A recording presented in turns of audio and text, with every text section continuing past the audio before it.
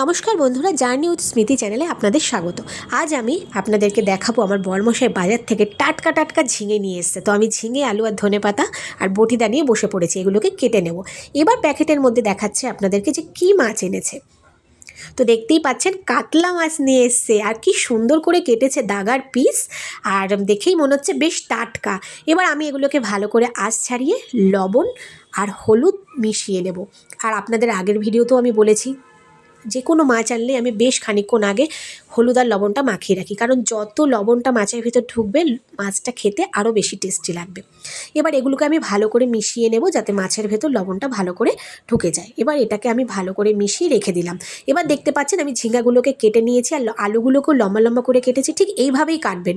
ভালো করে ধুয়ে নিয়েছি, আর প্লেটের মধ্যে ফোড়নের জন্য রেখেছি একটু পেঁয়াজ, আর বাটবো হচ্ছে আদা, কাঁচা লঙ্কা, আর ধনে পাতাটা লাস্টে দেবো। এবার আমি গ্যাসটা ধরিয়ে নিলাম। কড়াইটা দেখতেই পাচ্ছেন বেশ গরম হয়ে এসছে। এবার আমি দিয়ে দিলাম জিরা, আর আজকের এই মাছের স্পেশাল যেটা সেটা হচ্ছে জিরাটাকে ভালো করে লাল লাল করে ভেজে নেবেন। দেখতেই পাচ্ছেন হালকা ধোঁয়া উঠছে, এরকম ধোঁয়া উঠবে, একটা দারুণ ঘ্রাণ বেরোবে। ততক্ষণ অবধি জিরাটাকে কিন্তু ভালো করে ভাজতে থাকবেন। এবার দেখতে পাচ্ছেন আমার জিরা বেশ লাল লাল করে ভাজা হয়ে গেছে।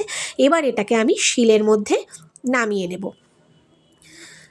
শিলের মধ্যে নামিয়ে নিলাম। এবার আমি এটাকে ভালো করে মিহি করে বেটে নেব। খুব মিহি করে বাটবেন কিন্তু, দেখতে পাচ্ছেন ঠিক এইভাবেই বাটবেন। এবার আমি কড়াইটাকে আবার গ্যাসে দিয়ে দিলাম, আর দিয়ে দেবো এবার তেল। পরিমাণ মতো তেল দেবেন আপনারা, কারণ যেহেতু মাছগুলোকে ভাজতে হবে। আর এই যে আমি দেখতে পাচ্ছি শিলের মধ্যে মশলাটা মানে বেটে রেখেছিলাম, জিরের গুঁড়োটা, ওটাকে আমি একটা প্লেট দিয়ে ঢেকে নিলাম, যাতে এর যে ঘ্রাণটা সেটা চলে না যায়। এবার আমি কড়াইতে এক এক করে মাছগুলোকে দিয়ে ভালো করে লাল লাল করে ভেজে নেব। এই রান্নাটা যে আজকে আপনাদেরকে দেখাচ্ছি, এটা আমার দিদার কাছে শেখা। আমার দিদা যে কোনো মাছ ঝিঙ্গা আলু দিয়ে করলে চেটে খেতাম আমরা।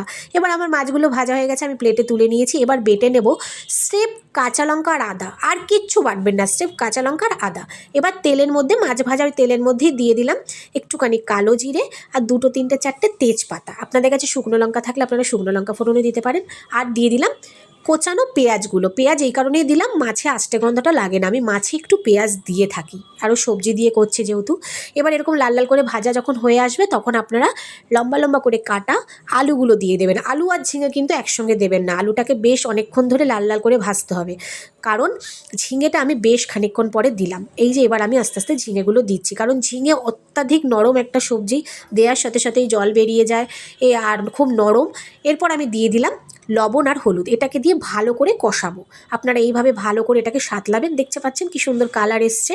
এবার আমি দিয়ে দিলাম কাঁচা লঙ্কা আর আদা বেটে রেখেছিলাম পেস্ট করে, সেটা এইভাবে ভালো করে কষাবেন আপনারা। দেখতে পাচ্ছেন কষাতে কষাতে বেশ একটু জল জল, হালকা নিচে তেল জল মতো ছেড়ে এসছে। এবার 2-4 ফোঁটা চিনি দেবেন, যেহেতু সবজি দিয়ে মাছ করছি, 2-4 ফোঁটা সামান্য একটু চিনি দেবেন। দিয়ে এবার আমি জল দিয়ে দেবো, কারণ আমার কষানো কমপ্লিট। আপনারা আপনাদের পরিমাণ মতো জল দেবেন। কেউ যদি ঝোল ঝোল মাছ খান, বেশি ঝোল, তাহলে একটু বেশি জল, কেউ একটু গ্রেভি করলে একটু বেশ শুকনো শুকনো করলে অল্প জল। এবার আমি 3 থেকে 4 মিনিটের জন্য এটাকে ঢেকে রাখবো, যাতে আলু আর ঝিঙেটা ভালো সিদ্ধ হয়ে যায়। দেখতেই পাচ্ছেন 3-4 মিনিট হয়ে গেছে, আমি ঢাকনা তুলেও নিয়েছি, আর আলু আর ঝিঙে বেশ সুন্দর মানে সিদ্ধ হয়ে গেছে। এবার ভাজা মাছগুলো আমি দিয়ে দিলাম, আর খুব আস্তে আস্তে নাড়াতে হবে। আমি খুব একটা ঝোল করব না, যেহেতু আমি ডাল করেছি আজকে, তাই এটা একটু মাখা মাখা করব। বিশ্বাস করেন বন্ধুরা, আপনারা বাড়িতে এইভাবে ট্রাই করবেন, দারুণ লাগবে। আর এই মাছের যে স্পেশাল আজকে যেই ইনগ্রিডিয়েন্টস, সেটা হচ্ছে এই জিরে ভাজা। এই যে আমি আগে ভাজা করে রেখেছিলাম জিরেটা, সেটাকে লাস্টে ঠিক এইভাবে ছড়িয়ে দেবেন।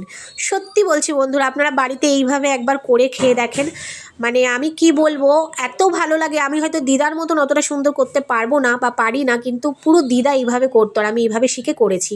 আর লাস্টে ধনেপাতা কুচি করে রেখেছিলাম, সেটা ছিটিয়ে দিলাম। আমার দিদা এত সুন্দর করতো এই মাছের ঝোলটা, আমরা গেলেই দিদাকে বলতাম করতে। আর আমি যতবার বাড়িতে করেছি সবাই কিন্তু বলেছে খুব সুন্দর হয়।